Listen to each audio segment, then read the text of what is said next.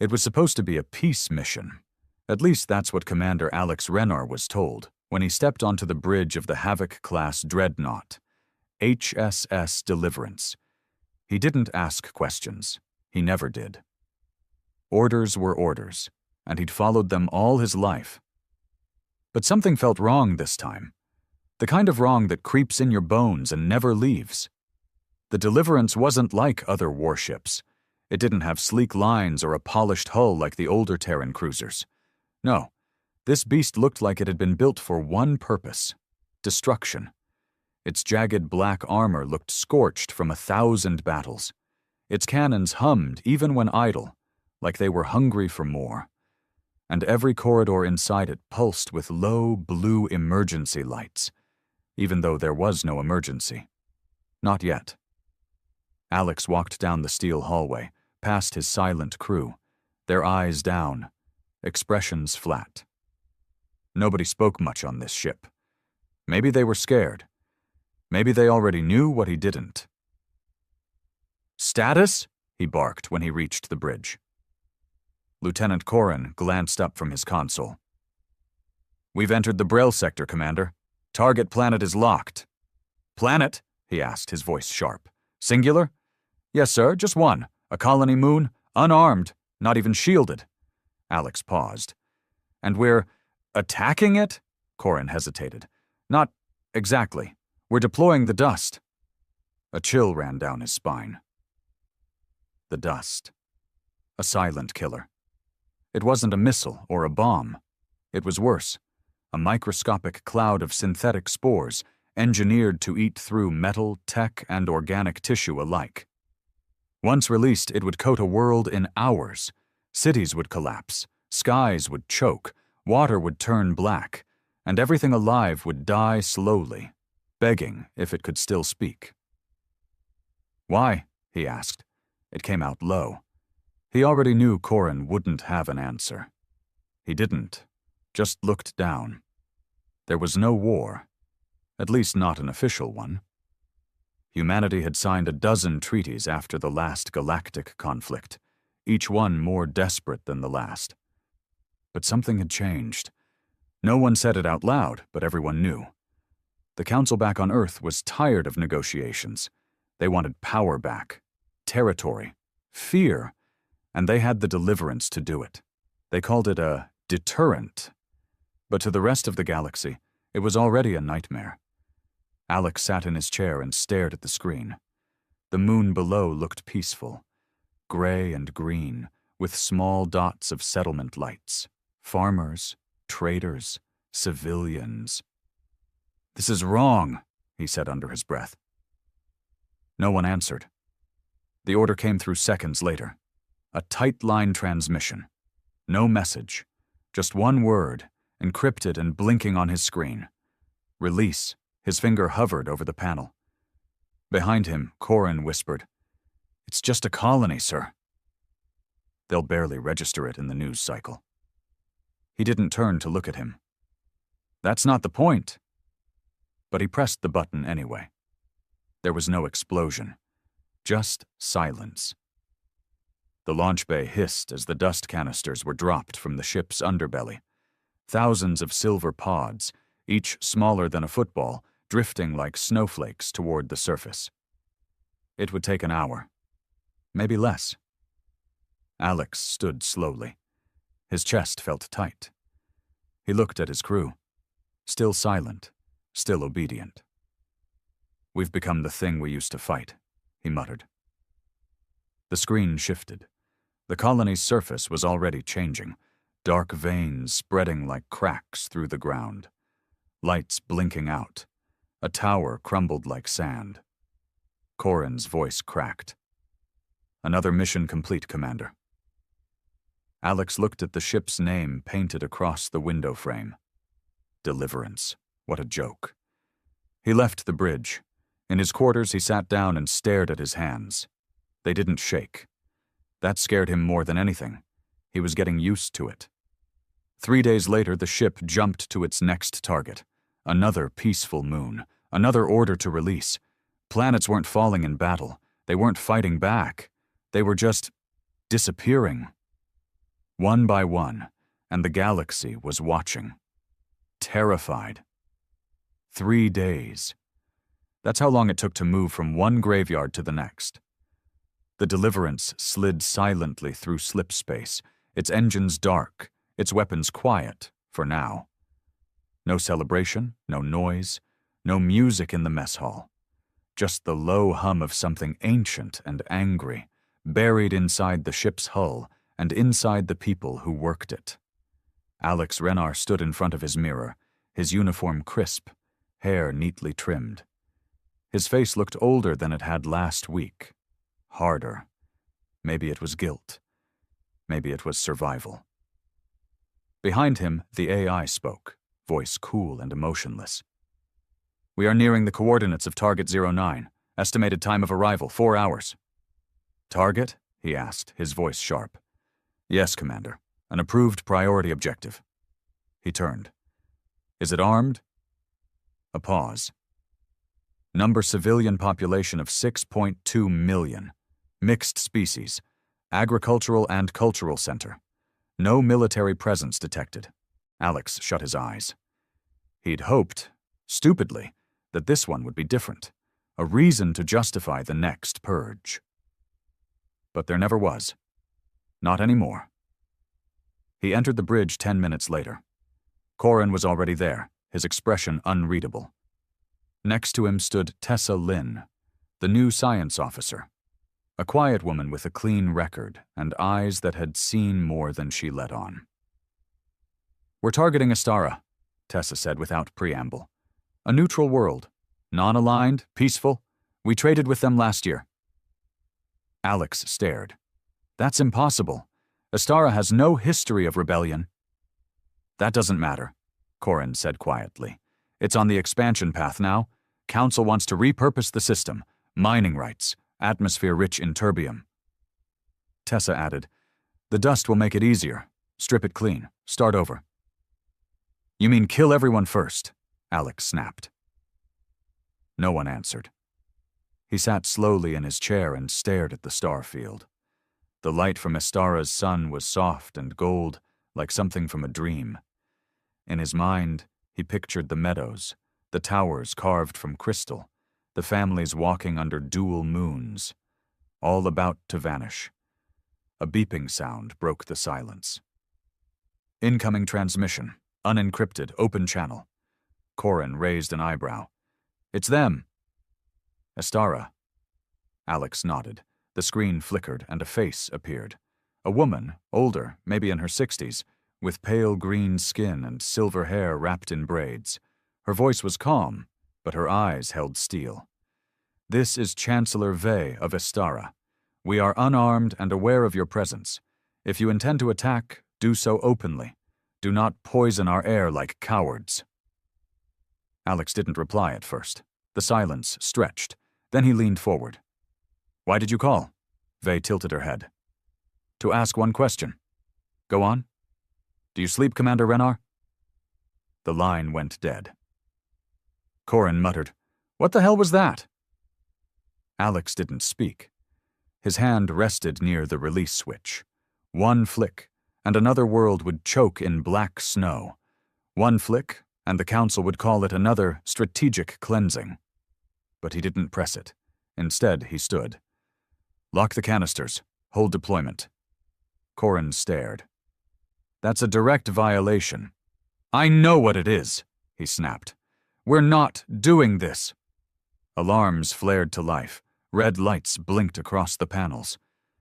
Tessa's fingers flew across her screen. "We're being locked out. Auto-deploy override has been engaged, remotely. It's the Council." "They don't trust us anymore," Corin said quietly. "Good," Alex hissed. "They shouldn't." The screen flashed. The countdown had started. 5 minutes to dust deployment. Nothing they did stopped it. The ship was more loyal to Earth than to its crew. But Alex wasn't done. Not yet. He turned to Tessa. "What's the minimum safe jump range?" "0.9 parsecs, but we'll rip the core if we jump blind. Then we rip it." The ship trembled. The AI's voice echoed again. "Commander Renar, Abort action. This will be considered treason." He smiled without humor. "Then go ahead. Try to stop me." Tessa hit the jump. Everything went white, and for the first time in months, the dust didn't fall. The ship reappeared in the void like a dying breath. Systems screamed. Lights flickered. Smoke curled from the engine ducts. The Deliverance had survived the blind jump, barely. Its hull groaned like a wounded animal, and the stabilizers were completely offline. But they were alive.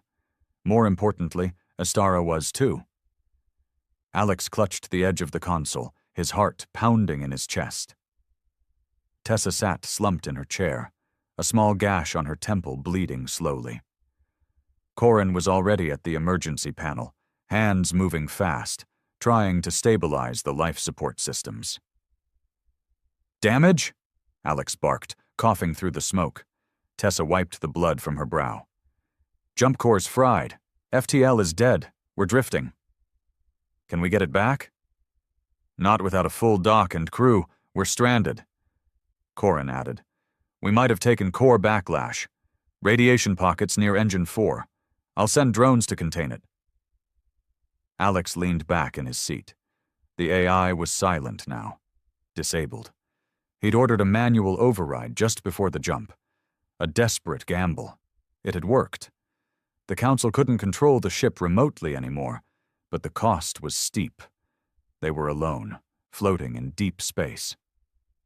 "We'll fix what we can," he muttered. "Then we figure out what's next." Tessa turned slowly to him. "You know what this means, right? They'll hunt us." Alex nodded. "Let them." Hours passed. The crew worked in silence, repairing what systems they could. They were fewer than most thought. Only 35 souls ran the Deliverance. The rest was automated. But every one of them had followed orders until now. Some had done it blindly, some reluctantly, a few even with pride. That was over. When Alex stepped into the mess hall later that day, the crew was gathered, some seated, others standing in the dim light, waiting. They knew what had happened. Word traveled fast on a ship like this. Corin stood beside him. His voice was low. "You should speak to them." Alex looked out at the faces, hard, tired, and silent. Then he stepped forward. "We're not going back," he said simply. Murmurs rippled through the room. Some nodded. A few looked down, uncertain. One voice, sharp and angry, rose from the back. "So what now? We rot out here until the Council finds us and blows us apart?" Alex didn't flinch. "You have a choice. Anyone who wants to leave, if we reach a habitable system, I'll let you off. No charges, no judgment. But if you stay knowing this. We don't serve monsters anymore. The Council turned us into weapons. I won't be part of that again." Tessa stepped up beside him. "There's more," she said, pulling a small chip from her pocket. "Before we jumped, I downloaded the target list." The room went still. Tessa continued. "They've marked 72 planets, colonies, trade hubs, even sanctuary worlds, all scheduled for dust deployment in the next 6 months. Full extermination. No military value, just real estate and minerals." A low curse echoed from the crew. Alex met their eyes. "This isn't war, it's slaughter." Another voice, this one quiet but firm. "You said we had a choice, so what's your plan?" He didn't answer immediately. He let the silence speak for him first. Then, finally, he said, "We go after the other warships." That landed like a punch. Even Corin stared. "There are 5 more Havoc-class ships like this one," he continued, "each one carrying dust, each one under Council command. If we can stop even one of them, disrupt their missions, warn their targets, we save lives." "And the Council?" someone asked. "We expose them," he said simply. "The galaxy still remembers the old wars. They won't stay silent if they know what Earth is doing." Another silence, heavier this time. Then slowly, one by one, heads began to nod. Not all, but enough. Corin leaned in close and whispered, "You're really going to start a war against Earth?" "No," Alex said. "I'm going to stop one before it kills everything worth saving." They spent the next 5 days floating in darkness.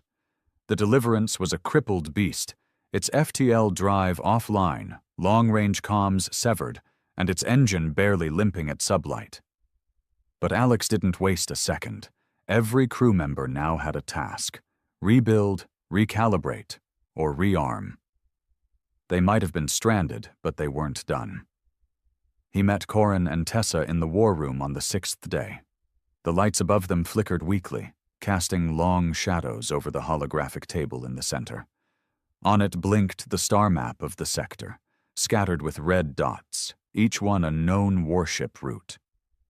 "There," Corin said, pointing to a system marked as Saros 3. One of the other Havoc-class ships, the HSS Oblivion, is scheduled to pass through here in 8 days, escorting cargo, probably dust. Alex frowned. "Do we have enough power to make it?" Tessa shook her head. "Not through slip space, but we can piggyback on a gravity slingshot.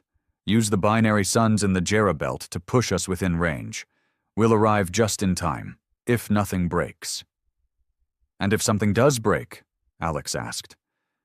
"We drift into the star and die screaming," Corin answered, flat as ever. Alex allowed a thin smile. "So the usual." They made the call that night. Everyone aboard was briefed. No more secrets, no more quiet obedience. They weren't just a rogue crew anymore. They were rebels against Earth itself. That kind of truth deserved honesty. Alex stood in front of the crew once again, the hum of the failing engines deep beneath his boots. "We're not trying to win," he told them. "Not outright. We don't have the power. But we can hurt them. We can make sure the truth gets out. We can warn the next planet, and the next one, until someone listens." No applause, just grim acceptance. The plan was simple. Ambush the Oblivion before it could deploy its dust. Not destroy it, disable it, hack the transmission logs, pull every secret the ship carried and broadcast it on every open frequency. Proof of what Earth was doing. Proof the galaxy couldn't ignore. But the universe doesn't let heroes win easy. As the Deliverance curved around the binary suns on the 7th day, its hull groaning under the stress, the alarms screamed again. Corin was the first on the bridge, scanning the sensors. Tessa wasn't far behind. "What is it?" Alex asked, striding in, hair cropped short, eyes sharp. Corin didn't look up. "Not just the Oblivion." Tessa pointed at the map. "There's another ship in the sector, smaller, scout class, fast, probably tailing us since Astara." "Council watchdog," Alex muttered. "Or worse," Tessa said. "It's broadcasting a stealth beacon." The room went silent. That meant only one thing. Reinforcements were coming. Earth knew they'd gone rogue. And now they were being cornered like prey. "We have to move now," Alex ordered. "Skip the ambush. Hit the Oblivion while we can." "But our systems," Corin started. "We'll hold," he cut in. "They don't have a choice." They throttled forward, pushing the ship beyond its limits. The lights dimmed, and the hull screamed again. But it held. On the 2nd day of approach, the Oblivion came into view. An angular black fortress, even larger than the Deliverance, coasting near a small asteroid belt. It hadn't seen them yet. Alex stood over the tactical display, heart pounding. His voice was low, steady. "We only get one shot." Tessa adjusted the targeting arrays. "There's a vulnerability in their rear engine, standard for dust carriers. If we knock it out, they'll lose propulsion. They'll drift." "And the dust pods?" Alex asked. "They won't launch without a hard signal from Earth. We cut that too." The ship crept closer, silent as death. And then the stealth beacon lit up behind them, The scout had caught up. "Incoming transmission," Corin said. Alex narrowed his eyes. "Play it." The voice that came through was calm, female, cold. "This is Admiral Yelna of the Earth Council. Commander Renar, you are ordered to stand down. Return the Deliverance or be treated as an enemy of humanity." Alex stepped closer to the console, leaning in. "Tell the Council," he said, voice low and sharp. "Humanity doesn't follow monsters." He ended the transmission. Then he turned to his crew. "Fire." The first strike hit the Oblivion dead in its thruster array, slicing through the armor like a blade through silk. And just like that, humanity's warships were at war, with each other. The battlefield bloomed into fire and chaos. The Oblivion reeled from the first strike. Its rear thrusters burst apart in a chain reaction of plasma and fire, leaving it tumbling in space, helpless. But the moment of advantage didn't last. From the far side of the asteroid belt, the Council scout ship roared into view, weapons already charging. "They brought railguns!" Corin shouted. "Fast, armor-piercing. If they hit the core—" "They won't," Alex snapped. "Keep moving. Hit the Oblivion's comms array. We cut them off. They can't call for backup." Tessa's fingers blurred over the console, teeth gritted. "Target locked. Firing in 3, 2. The blast lanced through space. Direct hit. The Oblivion's central dish shattered, sparks spraying into the black. Alex could almost feel the scream of its systems as the link with Earth was severed. One warship silenced. But the scout wasn't waiting. A sharp impact rocked the Deliverance, sending crew members tumbling. The lights dimmed again. Sparks flew from the ceiling above the helm. A deep, metallic groan rolled through the ship's bones. "We're hit!" someone yelled from engineering. "Deck 4's hull is breached. Emergency seals holding, but barely." "They're targeting weak points," Corin growled. "They know this class of ship. They know us." Alex clenched his jaw. His mind worked fast. The scout was too fast to hit with conventional artillery. But it had one weakness. It couldn't take what it dished out. If they landed even one solid hit— "Tessa, reroute power to the forward cannon. All of it. But the shields— Do it!" Alex barked. "We won't need shields if they're dead." The lights flickered again, dimming further, and a low hum began building from the underbelly of the ship. The forward cannon charging for its only shot. One shot, one chance. "Steady! Steady!" The scout twisted and darted between debris and wreckage like a wasp, its next strike already charging. It veered left, then right, then came straight at them. "Now!" Alex roared. The cannon fired. There was no sound in space, but the explosion lit the void like a newborn sun. The scout ship tore open in an instant, its body cracked in half by the force, debris scattering like bones. It didn't even have time to scream. Silence fell across the bridge. The crew looked around, breathless, hearts racing. Tessa slumped in her seat. "Holy hell, we actually did it!" Corin was already checking sensors. "Oblivion is still drifting. Engines dead, no communications. They're not going anywhere." Alex let out a long breath he hadn't realized he was holding. But he didn't smile. "Scan for survivors," he ordered, "and prep a boarding team." Corin raised an eyebrow. "We're going in?" "We need their logs," Alex said. "Their mission files, dust inventories, transmission history. If we're going to expose the Council, we need proof they can't bury. That ship is full of it." An hour later, Alex led the boarding party himself. He stepped into the ruined corridors of the Oblivion, sidearm drawn, his boots crunching over shattered glass and smoldering tech. The air inside was thick, hot, metallic, and laced with the scent of burnt plastic and something worse. Silence. Bodies floated in zero gravity, some still strapped to their consoles, others mangled, their uniforms soaked in blood. He pushed past them, trying not to look at their faces. These weren't his enemies. They were just soldiers, following orders, just like he had. They reached the central data core. Tessa plugged in her interface, eyes scanning the readout.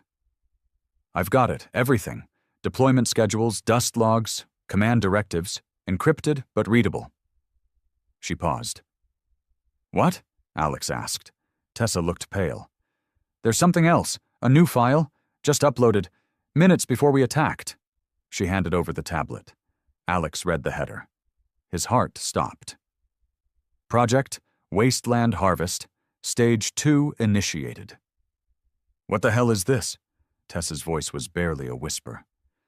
They're planning something worse. A deep chill ran down Alex's spine. Then the lights inside the Oblivion flickered once and went dark. Corin's voice crackled over comms. Commander, you'd better get back here. We just picked up something big coming out of slip space. Alex turned to the viewport just in time to see it arrive. Another Havoc-class warship. But this one was different, sleeker, newer, painted in jet black, with crimson insignias glowing like veins across its hull.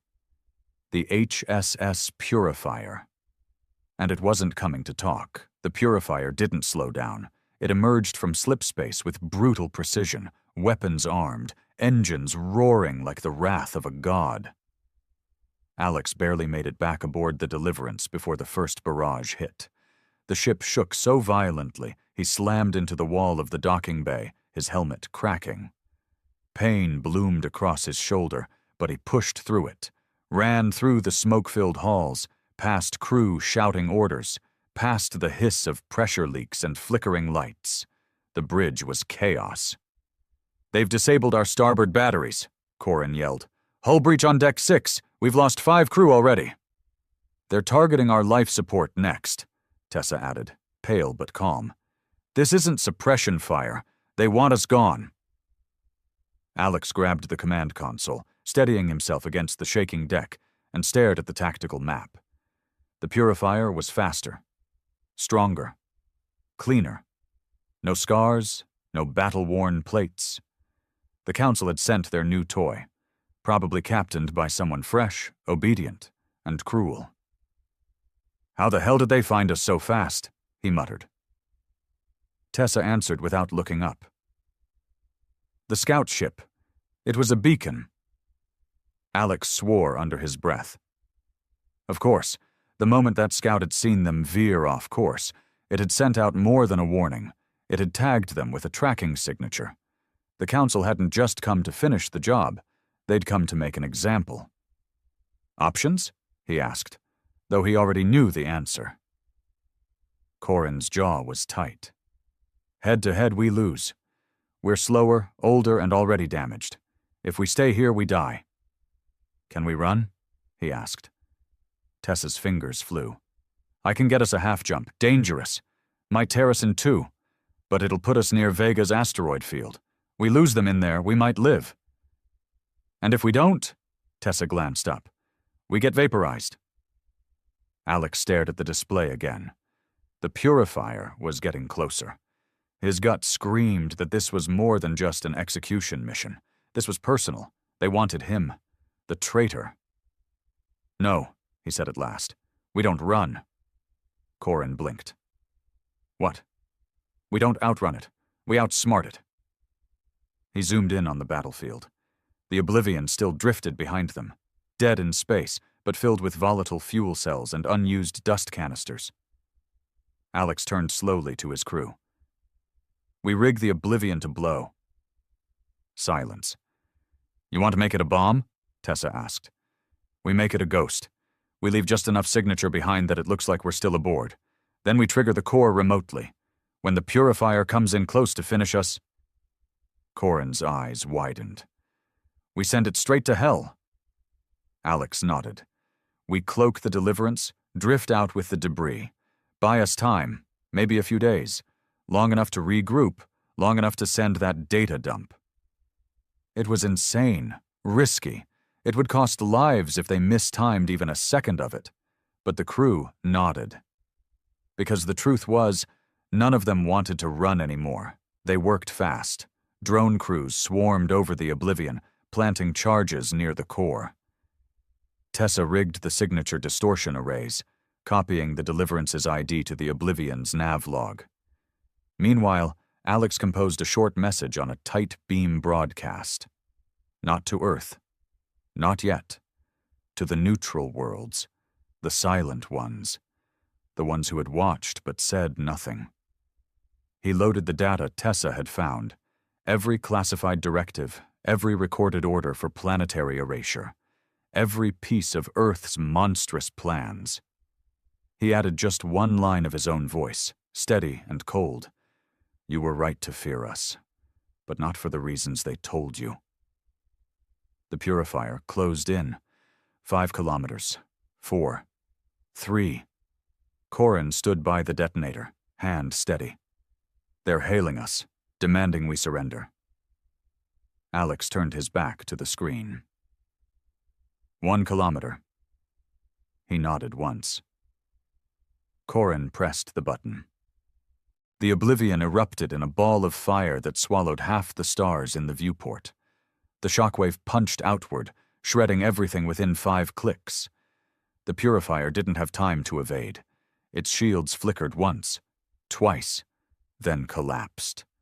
The blast tore into it, ripping open its side, spilling fire and twisted metal into the void. The Deliverance, cloaked and drifting behind an asteroid cluster, watched the scene in silence. Tessa whispered, "We did it." Alex didn't answer. He just stared at the wreckage, his face unreadable. Behind them, the transmission beacon blinked green. The truth was out. But war had just begun. The galaxy did not stay silent. 3 days after the transmission, the stars buzzed with noise. Coded messages, emergency signals, diplomatic protests. Word of Earth's atrocities spread like wildfire. The names of the exterminated worlds scrolled across neutral networks, their dead no longer hidden beneath council red tape. Astara, Kellen Prime, Torth's Reach, all gone or marked for erasure. And now everyone knew. Some planets responded with horror, some with disbelief, but others, those who had always suspected, responded with fury. The Deliverance drifted near the Vega asteroid field, its hull dark, systems quiet. The crew waited, braced for the retaliation they knew was coming. But instead, something unexpected happened. They got a message. Corin picked it up first. Encrypted burst transmission. Origin point, Lauren Station. Independent. Outside council control. Alex stood behind him. Play it. The voice was male, gruff, scarred with experience. This is Captain Vex Tharn of the Grudge Keeper. We saw your broadcast, thought it was a trick. Then we saw the purifier burning. That changed things. Static cracked. Then the message continued. You're not the only one sick of Earth's lies. We're moving. You're not alone anymore. Stay dark. We'll come to you. Tessa looked at Alex, stunned. He's ex-military, Earth's old command, retired after the first Galactic Treaty. Alex nodded. They tried to silence him years ago. Looks like he's still got teeth. For the first time in weeks, hope flickered. Not much, just enough. But it didn't last. By the time the Grudge Keeper arrived, so did another fleet. Not Earth's. Worse, the Jarl, a reptilian species once conquered by humanity, now living in exile across the rim systems. For decades they'd hidden, rebuilt, whispered. The Council had always assumed they were broken. They weren't. Tessa picked up their warp signature first. 6 ships, no communications, no ID, no transponders. Position? Alex asked. Corin answered, grim. They're circling the wreckage. The purifier. They're scanning for dust. A deep silence fell. Tessa looked up sharply. They're scavenging. Why? Corin muttered. Why would they want that stuff? Alex's voice was hollow. Because they saw what we did to Astara, and now they want to do it back. They all looked at the screen. The Jarl ships began towing pieces of the Purifier's hull. One by one, they vanished into slip space. Corin's voice was quiet. We just started something we can't control. The next day, Vex Tharn and his crew docked. The man himself stepped off his rusted destroyer with a limp and a blaster on each hip. His face was half covered in cybernetic plates, one eye glowing red. He didn't salute. "You're the one who nuked a warship with another warship?" he asked, voice gruff. Alex met his gaze. "And I'd do it again." He grinned. "Good answer." Tharn wasn't alone. 3 more independent captains had followed him. Pirate lords, smugglers, ex-marines, each one bringing weapons, ships, and a hatred for Earth that had only needed a spark. And now the spark was lit. In the war room, surrounded by criminals and old soldiers, Alex laid out the map of Earth's known operations. "Stage 2 of the Council's plan is underway," he said. "We don't know what that means yet, but we know they've accelerated dust shipments. Dozens of colonies are in danger." Tharn pointed at a system near the edge of Council control. "Threx 9, used to be mine. Council kicked us out, sterilized the soil. We go there next. We hit them where it hurts." "We're not just fighting Earth anymore," Tessa said. "The Jarl have the dust now. If they figure out how to replicate it, they'll do worse than we ever did," Alex finished. Silence. Then Tharn grunted. "Then we stop both sides." Corin raised an eyebrow. "So we're what now? Rebels? Pirates? Peacekeepers?" Alex stared at the blinking stars on the holomap, some bright, some already gone. "We're the ones left to clean up humanity's mess." His voice dropped lower. "And if we have to burn a few more ships to do it, then so be it." Outside, the stars burned cold, and war was coming for all of them. The galaxy teetered on the edge of a blade. 2 weeks after the broadcast, the war had no name but already had 1,000 victims. Dust storms tore through outer colonies. Civilian freighters vanished in Council-controlled zones. Jarl warbands, high on stolen human tech, hit supply routes with surgical precision, always leaving one survivor to send the message: "This is justice." Inside the Deliverance, the tension was a constant hum. Alex hadn't slept more than 2 hours in a row. The alliance with Captain Tharn and the Independents held, for now, but it was fragile. Pirates had short patience, and even shorter loyalty. Still, it was all they had. Tessa walked into the command deck, her face pale, eyes hollow. "They're going to use it," she said without preamble. Alex looked up from his console. "Who?" "The Jarl. We intercepted a signal. They're calling it Red Sky Protocol." Corin leaned forward. "Target?" Tessa took a shaky breath. "Terra Nova, one of the old sanctuaries. 6 million people, mostly refugees, all human." The room went cold. Alex stood slowly. "How long?" 3 days. They're bringing in repurposed dust pods from the Purifier wreck. Crude delivery system, but it'll work." Alex's jaw tightened. He stared out at the stars, his reflection a ghost in the viewport. "This ends now." They moved fast. The makeshift fleet of rebel ships, independents, and smugglers regrouped in the dark between stars. 5 vessels total, including the Deliverance and Tharn's Grudgekeeper. Outgunned, outnumbered, but not outwitted. The plan was simple. Intercept the Jarl convoy before it reached Terra Nova. Destroy the dust, disable the carriers, no prisoners, no mercy, because this time, humanity was the one trying to stop extinction. The battle began near the ruins of Coral Station, a long-dead trading hub now nothing but twisted metal. The Jarl arrived first, confident, their ships sleek and black, shaped like blades. They hadn't expected resistance. They hadn't expected him. Alex led the charge. The Deliverance, patched and angry, slammed into their formation like a wolf among sheep. Its cannons, though old, roared with terrifying precision. The first dust carrier exploded in a spray of black vapor and fire. "Keep the pressure!" Alex shouted over the comms. "Target the engines, don't let them run!" Tharn's Grudgekeeper dropped mines across the escape path, cornering the Jarl like rats. The rebels fought with fury. No formations, no tactics, just raw vengeance. But the Jarl weren't afraid to die. One of their ships broke rank and dive-bombed the Deliverance, smashing through a flank turret before detonating in a suicide blast. The bridge shook. Alarms screamed. Tessa hit the deck, bleeding. Corin slammed his fist into a console to keep it alive. "Shields are down," he shouted. "We lose another hit, we're done." But Alex didn't slow. He turned the ship straight toward the final dust carrier, its pod already armed, countdown ticking. "Distance?" he barked. Tessa, coughing through the smoke, raised her head. 50 clicks, 2 minutes to release." Alex took a deep breath. "Ram it." Everyone turned to him.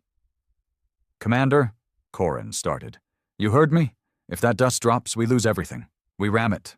Full burn." Tessa's voice broke. "That's a suicide run." Alex didn't blink.